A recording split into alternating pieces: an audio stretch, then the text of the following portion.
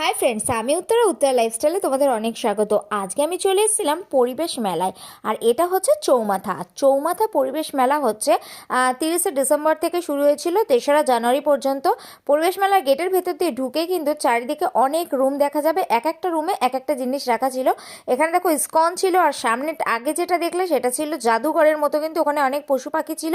আর ওই দিকটা দিয়েছিল বিজ্ঞানের সব জিনিসপত্র। এই দাদাটা কিন্তু বিজ্ঞানের কিছু জিনিস আমাদের বুঝিয়ে দিচ্ছিল আমাকে। আর এখানে দেখো কত চন্দ্রমল্লিকা ফুল কিন্তু অনেক অনেক কালারের রয়েছে।